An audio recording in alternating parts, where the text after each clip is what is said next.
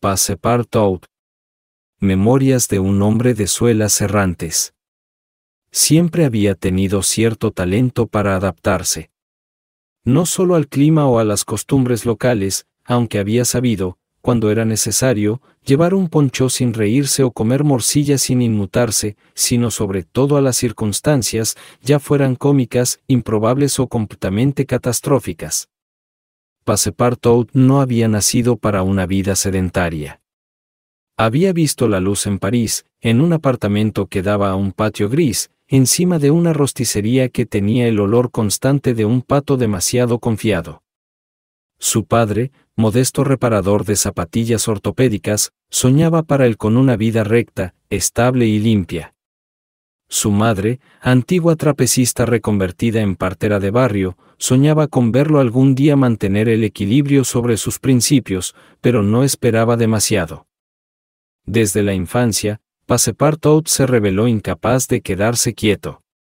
Desaparecía de los bancos de la escuela para reaparecer en la caseta de un domador de pulgas o detrás de las cortinas de un teatro de marionetas.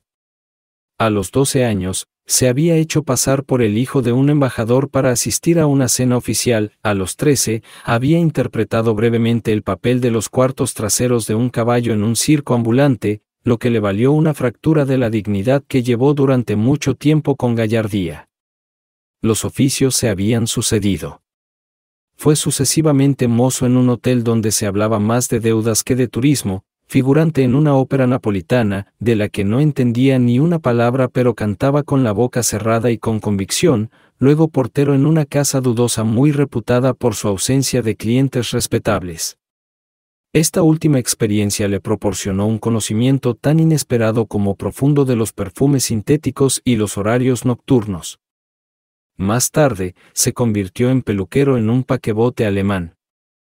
Nunca había cortado el pelo a nadie antes, pero compensaba su incompetencia con una cortesía desarmante y una habilidad para hacer olvidar a los pasajeros que se habían vuelto asimétricos.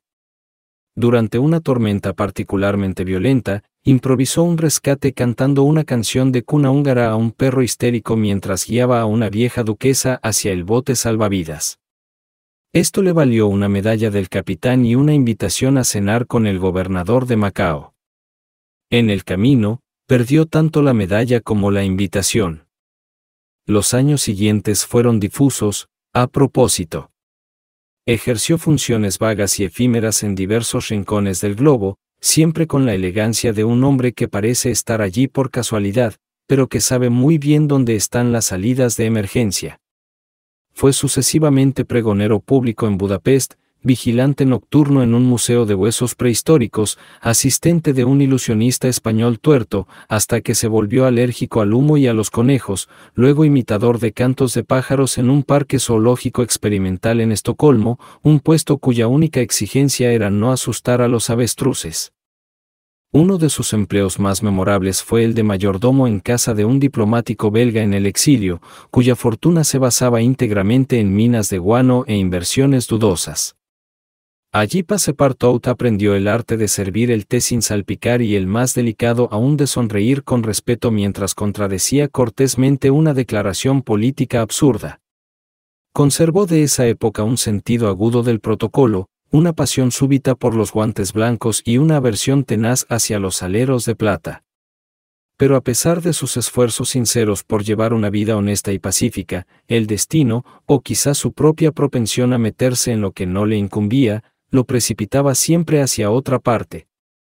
En Marsella, fue brevemente sospechoso de espionaje porque sabía doblar una bandera de 8 maneras diferentes.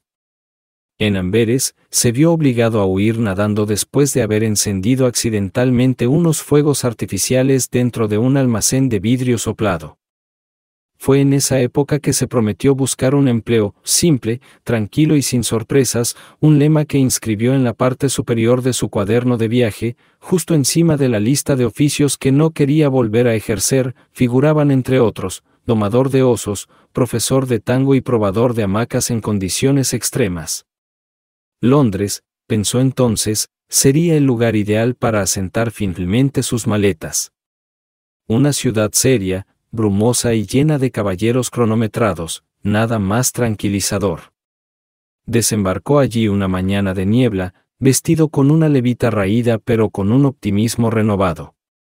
Después de varios intentos infructuosos, no querían un criado que hubiera recibido formación en lanzamiento de cuchillos, se topó con un anuncio singular: se busca doméstico puntual, discreto, honesto.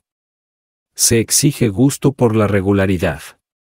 Referencias inútiles si la mirada inspira confianza. Dirección: Saville Row, número 7.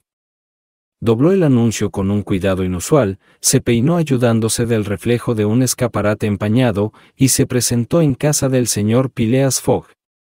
Se reconocieron por haberse encontrado brevemente en una cena donde Phileas era invitado y Passepartout, camarero. En el instante preciso en que cruzó el umbral de esa casa sobria, Passepartout tenía en mente un solo deseo: que nada se moviera.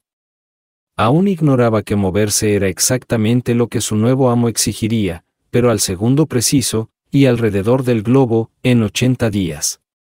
Desde entonces, había corrido mucho, transpirado, mentido con elegancia, montado elefantes reacios, jugado a las cartas, y aprendido a cocer un huevo sobre fuego de estiércol. Pero en el fondo, a pesar de los trenes perdidos, las tormentas, las detenciones injustas y las princesas indias en apuros, persistía en la idea de que su vida, al fin y al cabo, aún carecía de un poco de picante. Porque Passepartout, incluso agotado, sabía una cosa: las existencias bien ordenadas nunca hacen buenos recuerdos. Y él, evidentemente, estaba hecho para la memoria.